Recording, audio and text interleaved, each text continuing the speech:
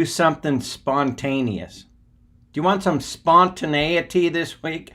Let's start out by doing something spontaneous. I love that word, spontaneous. And here is a little scene from the movie Ray where he comes up with his greatest song spontaneously. Goes like this. He's got to play for 20 more minutes. They've already finished their set, and he's supposed to play. So he just comes up with something. The band doesn't know what he's going to do. Now, band, follow me. Do what I do, say what I say. Do what I do, say what I say.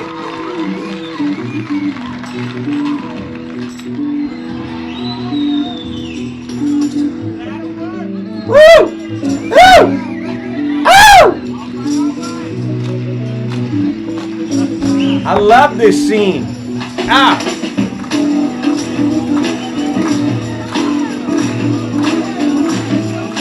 Good morning.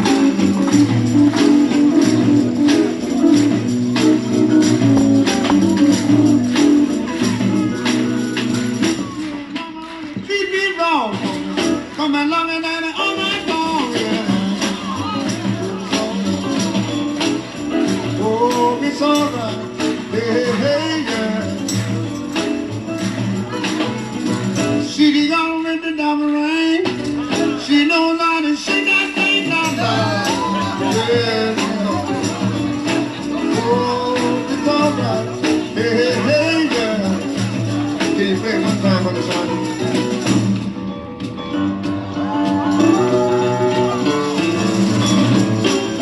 That's what I'm talking about, Savant. Hold on, baby.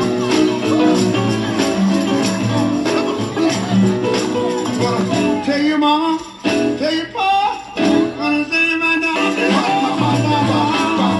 Mama, you don't do right. Yeah, don't do right. What I say, tell me what I say. Tell me what I say. Where can I get that record? Where can I get that record? It doesn't exist yet. I don't know. It doesn't exist yet. I love that. I love that clip, man. I love that. He's at the end of a set after a long night of playing music. This is Ray Charles.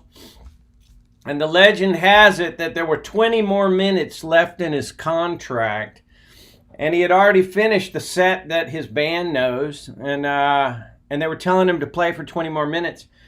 And so he just came up with something, he had been dabbling around with, and the band didn't know it. He just started playing it, and it just started building. It was a spontaneous combustion, and some of the greatest things come out of spontaneity. Hey, do you want to be spontaneous this morning with me? Good morning, by the way. I'm Stevie the Guide on the banks of the Guadalupe River here in Kerrville, Texas.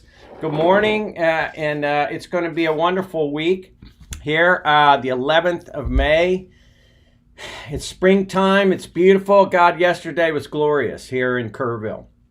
And I hope you're doing good. I hope you had a wonderful Mother's Day weekend, and all you moms out there, I love you.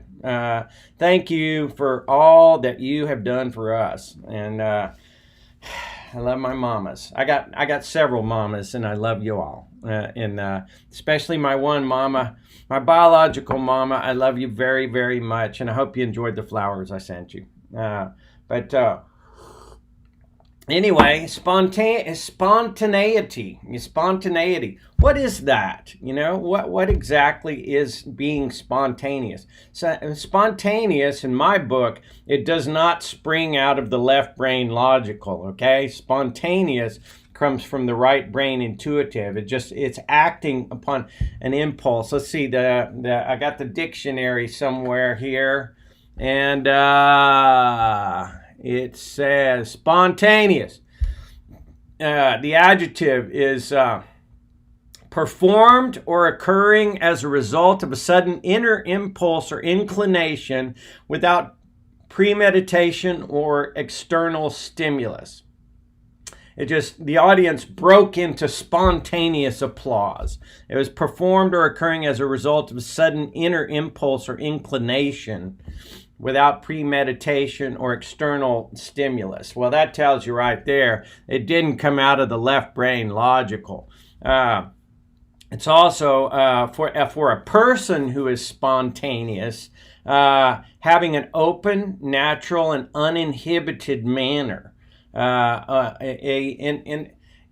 I gotta say that I'm at least trying to develop my spontaneity. Part of the reason I don't do a lot of research and take a lot of notes for this show that I've been doing is because I want it to be spontaneous. I want it to spring from the right brain and not be just rote memory of the left brain. That's what I want.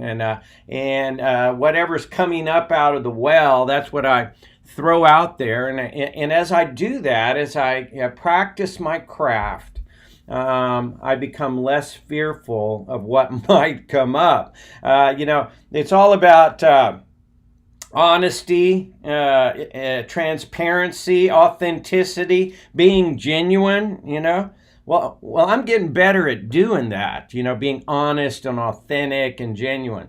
The question is, can you out there handle that kind of natural transparency, that natural spirit that comes out of me? And some, may not find that all that palatable. But hey, I think there's a lot of healing and a lot of growth that comes out of simply being oneself. Be yourself.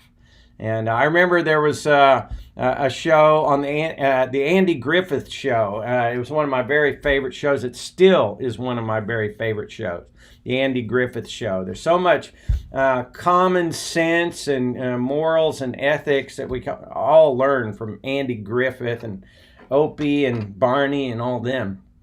But there were these rich people that moved into Mayberry, and they had this big house and a lot of privilege. And Opie and Andy were both a little freaked about, being around them. They had sort of fancy ways and a highfalutin air about them. But what they learned at the end of the show, both Opie and Andy learned that if they just be themselves, that their natural charm and attractiveness come out. And so just being oneself and being acting upon one's spontaneity without overthinking everything, in my book, is a good thing. And some people, what is that saying that I used to say it all the time, but courage is to speak your heart authentically and genuinely, and then see who hangs around. And in that, you will discover your tribe, your lost tribe. You have a tribe of people who are like-minded, have the same heart, and it's not to exclude anyone else. It's my belief that we're all one big family here on Earth, and we've been deluded into thinking we're broken up into tribes and that we've got to be selfish and got to dominate, got to monopolize. I don't believe that way. And I started off really kind of with the instinct of being an earthling rather than a Houstonian or a Texan or an American. My desires since I was a little kid, my spontaneous desires consistently were to travel around this planet and to get to know people, to get to know the strata not only of the physical planet, but the strata of humanity. That was always my ambition, to get to know the different people groups. I was always fascinated with that. Many people are not, but I always was. And I wanted to know who Chinese people were and who African people were and who, people from Madagascar were, And I always wondered about that sort of thing. And so when I say, therein you will find your tribe, I guess what I mean by that is you will find the tribe, and more people who have been allowing their imaginary borders to come down, and that we all are actually children of God. We all share the same godlike spark that drives our imagination and our spontaneity and our good and noble qualities that we all have. And it's just the deception of the world that causes us to separate from one another and causes us to be harsh to one another. And anyway, speak your authentic truth courageously, and then see who hangs around. There is healing and strength and growth in that. And as I do this every day, I try my best to not be afraid of what people might think, and therefore expressing love to them in the form of honesty and authenticity, and that somebody somewhere might gain a little something out of it. And that's my hope. And on top of which, to practice coming out of my shell and being spontaneous is a good thing. Spontaneous. There's another definition for it. It says occurring without apparent external cause. Occurring without apparent external cause. And so there's something inside that spontaneously comes out. It reminds me of the phrase spontaneous combustion. All right, my grandfather, rest his soul, he was my step grandfather, but he was the only grandfather I knew. His name was George, and George had this wonderful farm up in Virginia, and I became absolutely enchanted with the state of Virginia back when I was a small boy. Because we got to go up to this farm when my grandmother married George back when I was maybe 8 years old, and every summer we would work up there on the farm, and in the winter time it would snow. I remember one Christmas it snowed like crazy, and you could jump off the back porch and disappear down into the snowdrift, and we had sleds and we fished in ponds and had tailgate picnics with cherry pie that we had picked from the trees, and it was fantastic. And we went all around. He made it his business that we would know all of the historic sites around Virginia and Washington, Thomas Jefferson's home, and Mount Vernon and the Smithsonian and all that. And the reason I go off on all that Uncle Remus tale is because one of the lessons I learned up there on that farm was that you cannot, when we were cutting and baling hay and physically loading these hay bales all day onto a horse-drawn wagon or a tractor-drawn wagon, we used both. What I learned was that you cannot put that hay into the barn if it's the least bit damp, all right? It's got to be perfectly dry to go into the barn. And there's two reasons for that. One, obviously, is that it can attract mold and cause the hay to go bad. And that's why it's got to be dry. But another very important thing, and I never did understand this, and I probably still don't exactly understand it, but my grandfather used to tell us that if you stack the hay bales in the barn when they're damp, you have a chance of spontaneous combustion, and it could burn the whole barn down. All right.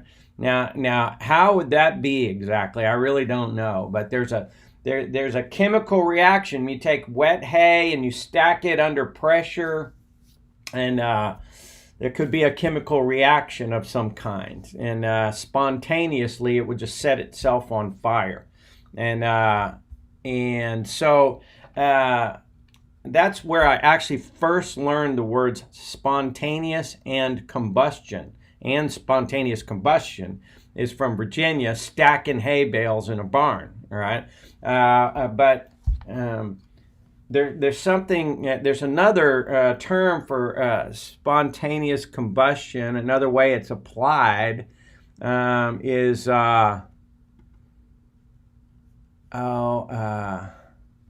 it's human spontaneous combustion. Now, there is a phenomena, I don't know if it's true or not, but that human beings, over the course of time, there have been reports that human beings actually burst into flames. All right? Now, I've never seen that, never heard of it in real life, but there's a term, you can look it up. And I don't know exactly what's up with that, but, it does lead me into the thought that people can be set on fire mentally and emotionally and be motivated into all sorts of amazing things when they reach sort of a critical mass of behavior. When you're moving towards something with greater and greater and greater conviction, when you're focused on something that you want, some kind of success that you want, you start to move in that direction after that inspiration that you've gotten, and at some point it reaches a critical mass and you burst, figuratively speaking, you burst into flames. And there's a quote here from Arnold H. Glasso, and it says, "Success isn't a result of spontaneous combustion. You must set yourself on fire. You must set yourself on fire." And I think that there's a combination of the two, actually. It's kind of as you have to push the snowball a little bit to get it rolling, but after a while it gains its own momentum, and pretty soon, it's gathered all kinds of weight and strength, and it's zooming down the hill. It's going to steamroll everything in its path. All right, and so there's a spontaneity of, hey, I've got an idea and I'm going to get started on it. And there's a secondary combustion that happens once you get the momentum rolling. After you've concentrated your efforts, channeled your energy and focused on a thing, and day after day you're moving forward in that, and then at some point it takes on a momentum all itself. It bursts into flames and it becomes unstoppable. And that's the idea, isn't it? But it's got to be something you love, all right? You've got to actually love this. And in addition to that, it's got to also be something, in my book, that is beneficial to others. It's not just beneficial to you. All right, and so this initial spontaneity can be short-lived if there's no real conviction behind it. You can get started on a million things and not follow through, but there's got to be a desire and a strong focus to push the thing along. When you're pushing a car, for example. At first, it takes all your effort just to get the wheels to turn, all right? And you push, and then all of a sudden it gets going, and after a lot of effort, all of a sudden now you're sort of trotting beside the car, and you get it up to a place. I mean, one time I was in Peru, and this guy named Steve Hobby was taking me to a town called Lima Tambo, and to get there out of Cusco, Peru, you got to drive about 2 hours. But you go through some relatively flat parts, and then you come up this gradual hill, and then you drop way down a long switchback. You drop in elevation from about 10,000 feet down to 7,500 down this switchback to get down into Lima Tambo, where I used to live. And this guy was taking me in a van, Steve Hobby, and it was kind of a piece of junk, and it conked out. We got through the toll booth to get to the drop off, and just before we got there, it conked out. The car conked out, and we were on a slight uphill incline. And so we had to push that thing, until we got it over the edge, and we coasted all the way down into Limatambo, Peru.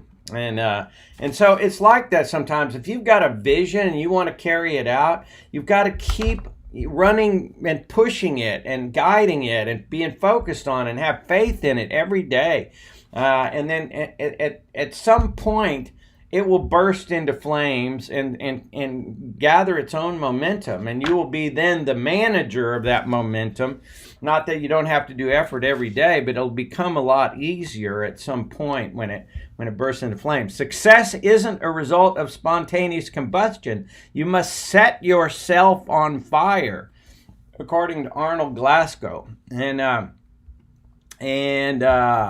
let's see here.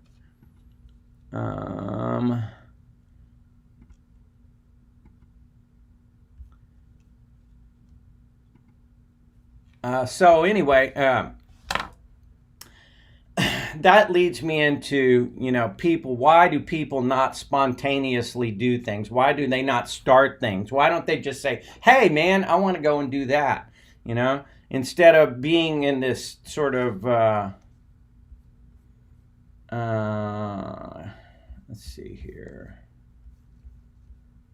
Adobe Flash Player. I'm having some technical issues with Adobe Flash Player. Hang on just a second.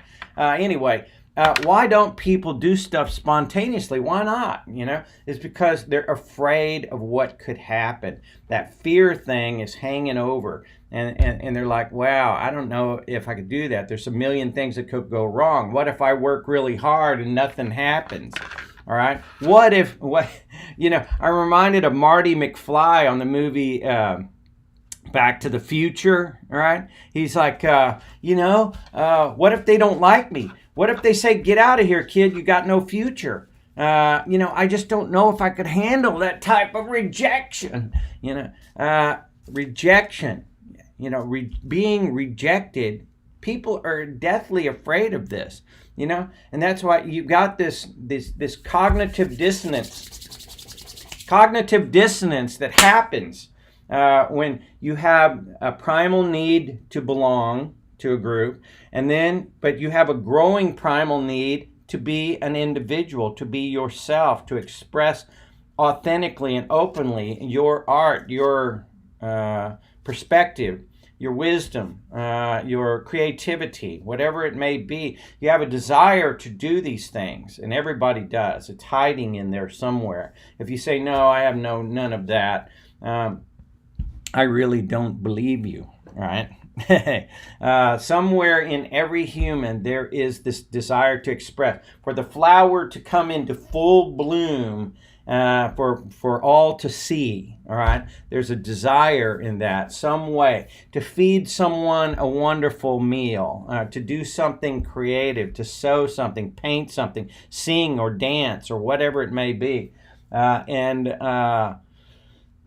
so there's this fear of of being cut out from the herd, of being rejected from those we love and care about, of being labeled as weird or odd or somehow not like us. Well, guess what? Hey, wake up. You were made an individual. That's who you are. You're an individual. Now, you can see a field of daisies, all right? Or a field of clover, or a grove of pecan trees, and they'll all look somewhat similar, but none of them are exactly the same. They all grow and express in their own unique way, and that is the path of a true human being, is to fully express oneself uniquely, all right, and not be afraid of losing the group. You weren't born into a herd, all right. You were thrust into a herd about the minute you hit the ground, all right? And there's a lot of good things about being part of the herd, all right? There's a lot of benefits, a lot of protection, all right? And I'm not saying you should reject your herd, but what I am saying is to find a way to navigate your situation to where you can be expressive in your own unique way, and not be so fearful of being left behind by your herd. And the Teddy Roosevelt quote comes up again and again. It is not the critic who counts, my friend. It's not the man who points out how the strong man stumbled or how the doers of deeds could have done them better. The credit belongs to the one who is actually in the arena, whose face is marred by dust and sweat and blood, who may look ridiculous, all right? But who strives valiantly, who knows the great enthusiasms, the great devotions, and who spends himself in a worthy cause, and who, in the end, if he succeeds, he knows the triumph of high achievement. And if he fails, at least he fails while daring greatly, so that his place shall never be with those cold and timid souls who know neither victory nor defeat. Now, what's it going to be, Angelina? You know, are you going to be one of the cold and timid souls that just cowers in what Henry David Thoreau calls living a life of quiet desperation? You know, is that what it's going to be? You know, or are you going to walk confidently in the direction of your dreams, so that you can experience a life uncommon in waking hours? I think I got that. That's also a Thoreau quote. Walk confidently in the direction of your dreams. And of course, Henry David Thoreau was the dude that went out to some pond and lived in a cabin away from society for quite a while. Now, I've done some of that too. But there is a happy medium between the herd mentality and the individual mentality. And but in my opinion, ladies and gentlemen, boys and girls, moms and dads, if you want to be a whole, mature, if you want this life to grow to full maturity as a human being, as the flower that you are, and come to full expression, then you must actually express yourself. You must actually drop the fear-based thought about what the reaction is going to be and simply create. Steve Jobs, Gary Vaynerchuk, who's a major online influencer, Gary V from New York, who created a little wine show and turned his daddy's liquor store from $3 million a year into like $60 million a year, or some such. Gary V's message is simple, all right? When it comes to carrying out your vision, your dream, whatever it is, his one-word answer to how to do it is make, all right? Make. Every day, make something, all right? Paint something, do something, write something, say something, all right? Make, all right? Get that in your mind to spontaneously create. If your canvas is sitting there empty all the time, guess what? You know, there ain't a picture going to be on it. All right. How many? You know, I love the quote. The guy says, "Learn the piano. I want to learn the piano, but do you know how long that would take?" Well, the answer is the same length of time if you sit around and don't learn the piano. All right. And we just got so much time here, folks. Like tick tock. How many minutes do you got left in your life? Don't know. All right. And so you might as well do something creative. All right. You might as well express yourself. And I believe in that truly. There is healing. The line that really the movie line that I love, which goes back to the Ray Charles clip and being spontaneous. It fits right in with this clip from Walk the Line with Johnny Cash. And I love this line. I'm going to say it over and over and over. Johnny Cash is he's trying to get a record deal. He's doing an audition with Sam Phillips down at Sun Records in Memphis, I guess. Sam Phillips and Sun Records, the ones that signed Elvis and Jerry Lee Lewis and all those guys. And it's a big deal to get a record with Sam Phillips. And so Johnny Cash and his little band, they go in there, they're playing some podunk gospel tune, and Sam Phillips stops them and says, "Look, is that all you got?" And he gets in this conversation with Johnny, and he's like, "What? You telling me I don't believe in God?" Sam Phillips, he says, why can't we play anymore? And he said, "Because I don't believe you." And he goes, "Is it the way we play or the way we sing it? Or is it the music or the way we sing it?" He says, "Both. I don't believe you." He says, You think we don't believe in God?" He goes, Sam Phillips goes, "All right, let's bring it home. If you was hit by a truck and you was laying out there in that gutter dying, and you had a chance to sing one song, one song that people would want to actually hear before your dirt, one song that would let God know how you felt about your time here on earth, one song that would sum you up, you telling me that's the song you would sing? That same old Jimmy Davis tune we hear on the radio every day about your peace within and how it's real and how you're going to shout it? Or would you sing something different, something real, something you felt? Because I'm telling you right now, that's the kind of song that people truly want to hear. That's the kind of song that truly saves people. It's not about believing in God, Mr. Cash. It's about believing in yourself. All right? That is a wonderful line. All right?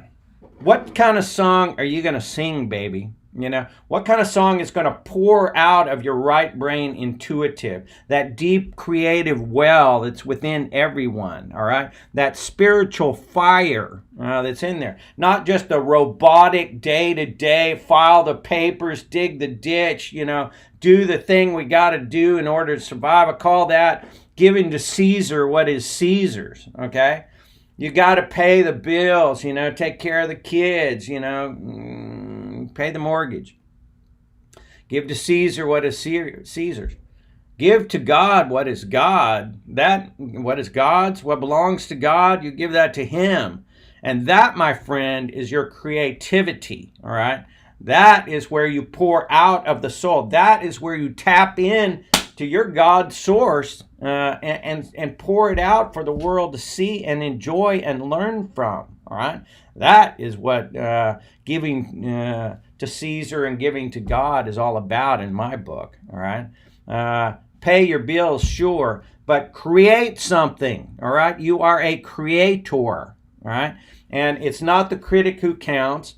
And, are you going to sing the song that same old bullshit that you heard and you're just, parroting, somebody else's stuff? Or are you going to come up with something real, something you feel, something that would let God know how you feel and about your time here on earth? What have you seen? How does it filter through you? All right, and how does you express it into the world?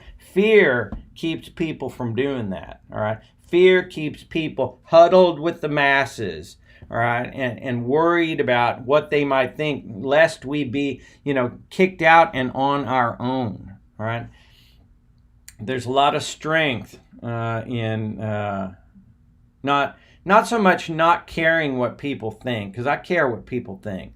But not worrying about their reaction, not being fearful of their reaction. Don't want to offend anyone, and Lord knows I have in my life. But I get better as I go along. What does Mel Gibson say after he made these drunken racial slurs? He said, "Hey, man, I'm a work in progress," and we all are. All right, so. Let it hang out. Be spontaneous. Try something. If you don't know what you are, what you want, go looking. All right, go looking for your heart's desire, and try things, find out things, learn things. When you cut me right to the bone, ladies and gentlemen, from the time that I have been a little boy, I've been an explorer. All right, that's what I do.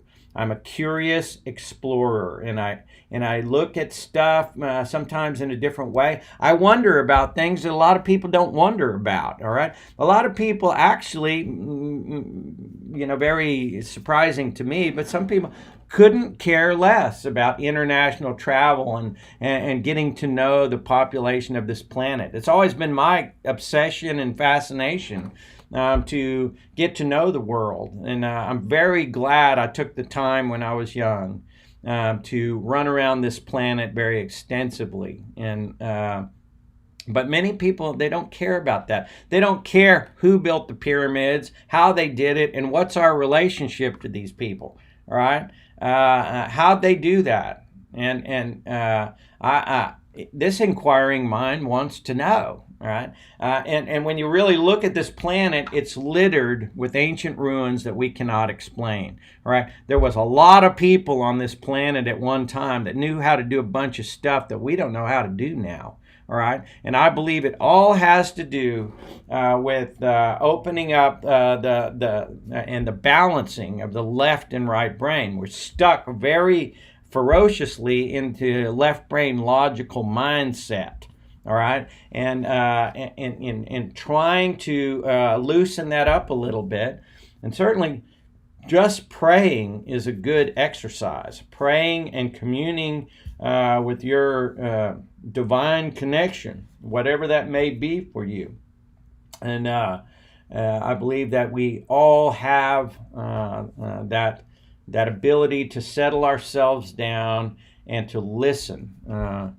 Contemplative prayer can be good, but it is mentally speaking. All right, I'm not talking about that. I'm talking about meditation, which is mentally quieting your mind completely down and listening. All right, listening, spending time, investing a little bit of your time every day to settle yourself down and make your connection with your higher power. All right, there is an order to everything. All right, and the Creator. I have had the benefit, the great rich benefit. I'm really a very, very rich man in the sense that I have gotten to see so many things. I have seen the sunrise over, the Sea of Cortez, and I've seen the Gulf of Bohai in China, and I've gotten to be in old Havana town. I've been in the mountains, the jungles. I've gotten so much time on and below the ocean. And I've seen majestic things in the Galapagos Islands and volcanoes squirting lava late at night. And I've ridden on the back of a whale shark, and I've seen some stuff.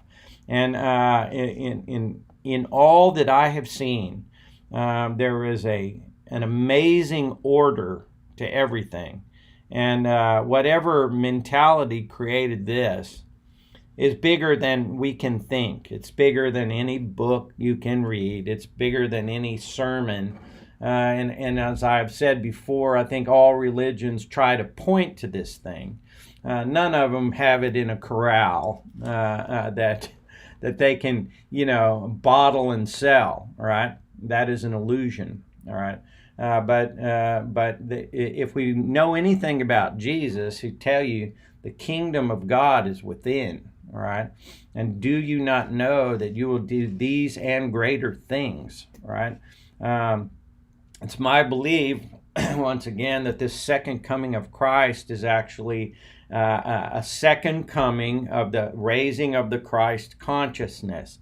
That is what I believe it is. I believe people had it way back when. Somehow it was lost in humanity, and it is now coming back, and you can see everywhere you turn, you can see people waking up, and all of a sudden they're getting new ideas. This happened to me in a series of things. If you look back at a video I made called Stevie the Guide, The Forbidden Discussions, it attempts to show you the breadcrumb trail of what happened to me. But I awakened to a wider perspective. And it's not like I know everything. I've heard of these Akashic records that, have a record of all history and all information and stuff like that. I don't have access to it, but I got a little bit wider bandwidth somehow, and it made me question a lot of the rules and regulations of society and our history and all that.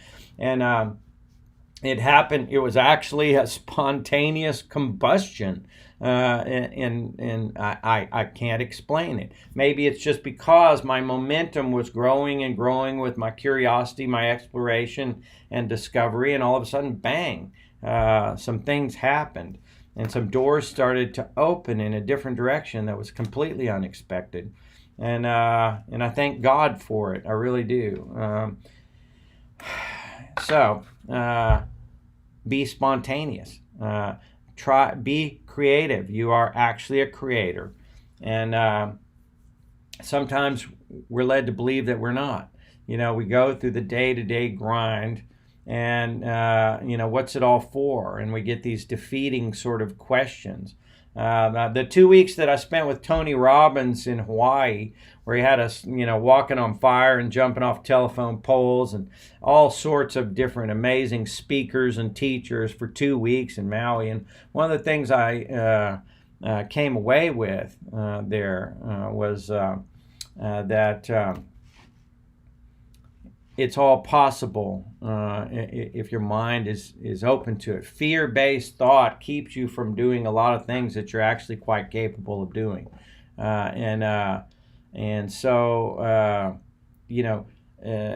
Expressing yourself and overcoming the fear is going to, it actually starts a breadcrumb trail and starts a momentum that leads somewhere. And I started these Stevie the Guide stories, 20 years ago. Or I think I spent some money and some time on them. They didn't really go anywhere, it seemed. But you know what? Here I am on the internet telling you stories still, and it comes from that. I learned a lot about how to deal with newspapers, how to be on TV, which I was on 2 or 3 times, how to speak in public in front of a crowd.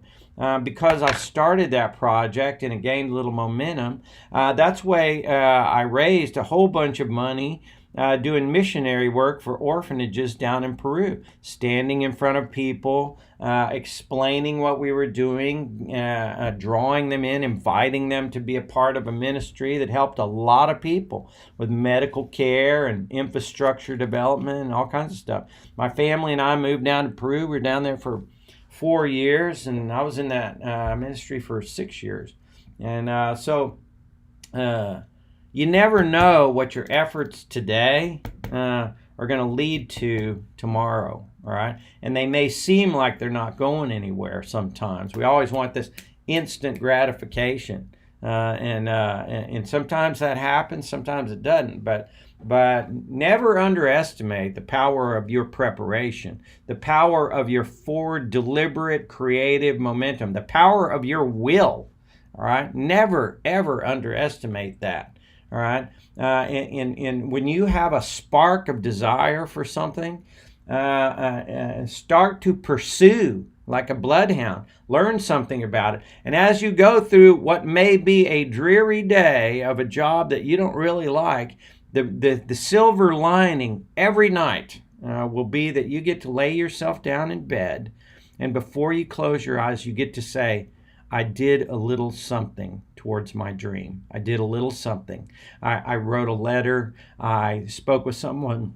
I watched a video on YouTube. I learned a little something. I found out something. I developed myself physically. Whatever it is, I got a little closer. Every night when you go to bed and throughout your day, and throughout my day today, I get to say, you know what? I broadcasted something today. I went to this mental gym and I worked out a little bit in front of the public, And see, this is getting a little easier, this exercise. And it dawned on me the other day that there's a new step coming, all right? And that new step for Stevie is I've already getting over, turning on this damn camera and talking to you, all right? I'm getting past that. I'm not quite as afraid to just spontaneously speak my mind. But you know what? There's nobody in the room with me, all right? And I'm the only one doing the talking. And now that I've gotten past this part, the next scary thing is that I would actually be in the room with somebody else doing an interview, and they have a chance to cross-examine me and trip me up in all kinds of ways. Ooh, that's scary. Don't like it. Don't want to go there, But you know what? Probably as these weights get a little bit lighter, I got to get some heavier weights, And it's a Kaizen sort of thing. That's a Japanese term. Means small incremental steps lead to big changes. And you just keep doing and doing and doing. Gary Vee says, make, all right? Make something, all right? Something that's uniquely yours. Make it, all right? And the more you make, the more that you grow and learn, and the more you have, all right? And I don't know where all these is going. All these videos that I've made, shoot, they may not lead anywhere. They may lead into something else, you see, all right? But the important thing is that I show up here, every day, hopefully, but I don't always. I've been skipping a lot lately. I've been playing hooky from my making, all right? But spontaneously come up with stuff and set yourself on fire, all right? And it's not the critic who counts, and it's not about believing in God. It's about believing in yourself, all right? God is in you, all right? You don't want to believe that? Okay, all right, you can. But that's not what I believe. I believe God is in everyone, and that spark, that fire, that connection to God is right there. And all you have to do is start cleaning it up a little bit, And another very important part of that, of course, is to be honest, all right? Honesty is a very important component, and there's a part of me, I have to admit, that hasn't been honest. There's part of me that wants to glorify the story, to enhance the story, to enhance the legend, Sometimes I say, well, I lived 2 years in China.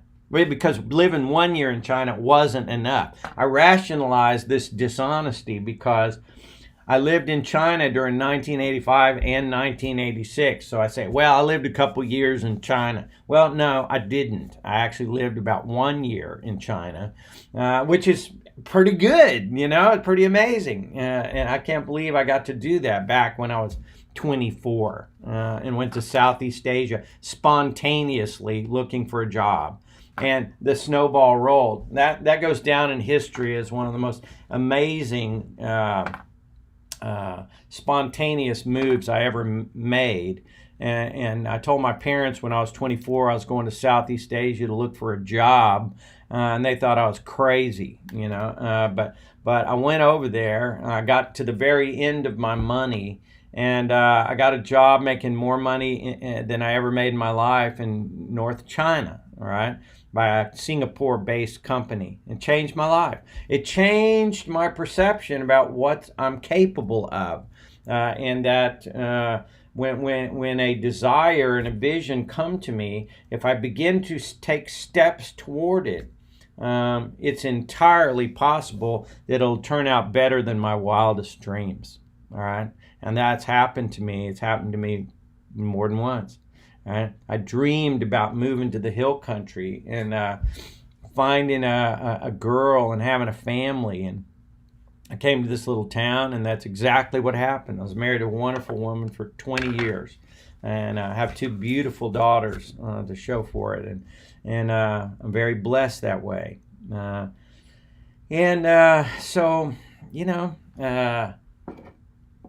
I encourage you today. And I'm going to leave you here pretty quick. It's just about 6 o'clock. I think I'm going to play hooky for the last 10 minutes.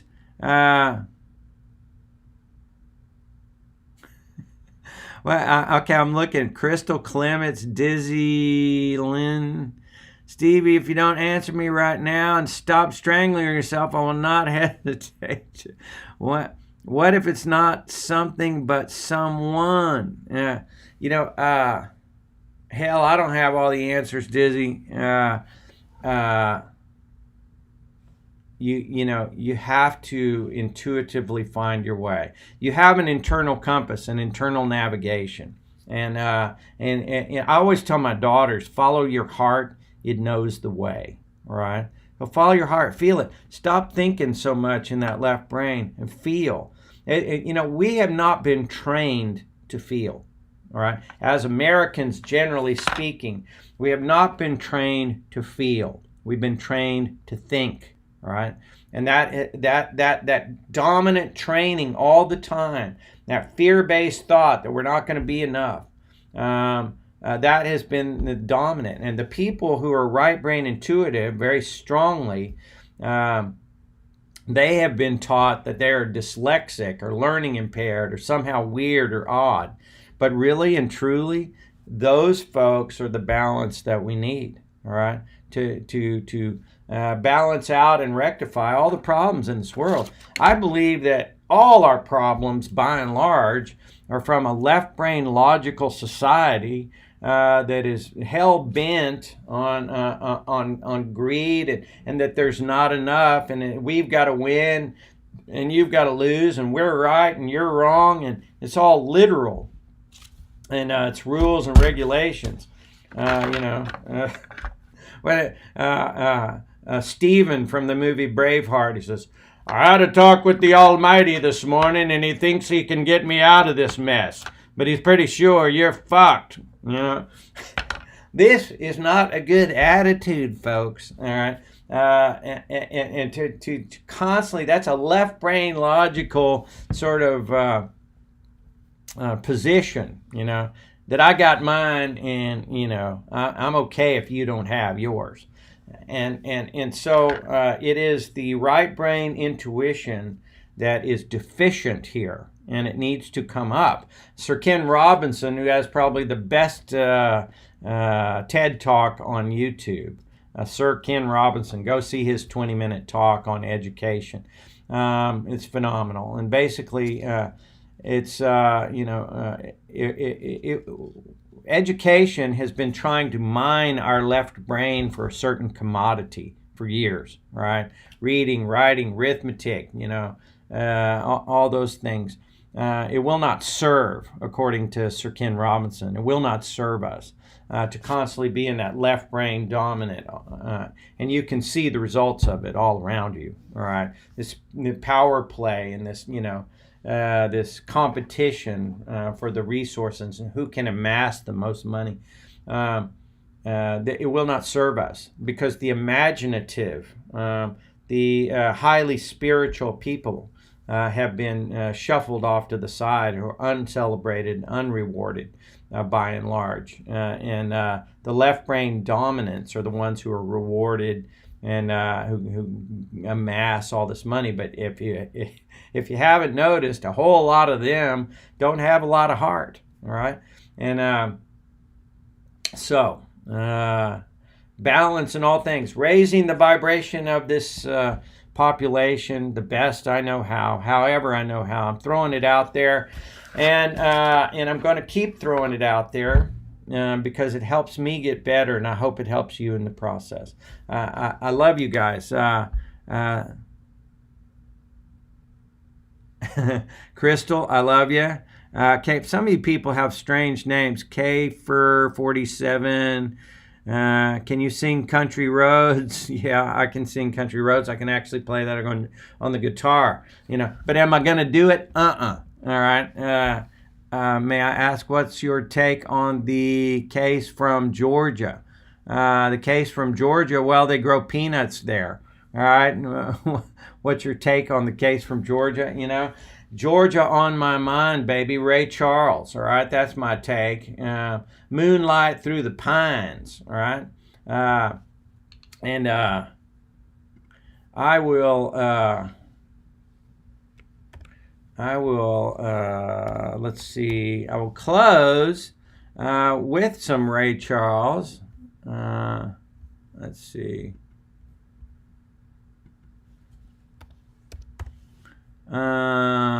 Bang.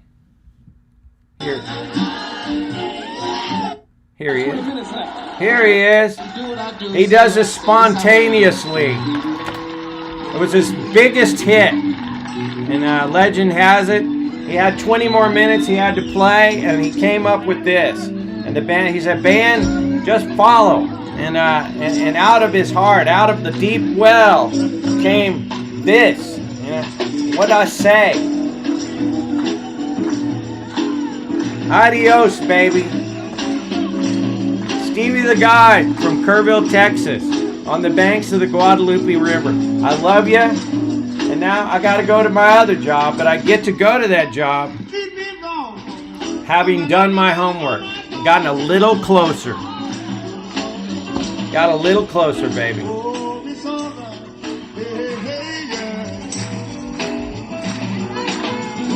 She don't let the devil rain. She knows how to shake that thing down. Woo! Can you play one time on the song?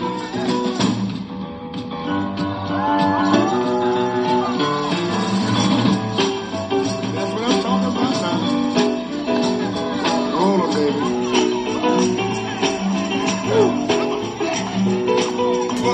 Tell your mama, tell your pa, understand my daughter. Mama, you don't do right. Yeah, don't do right.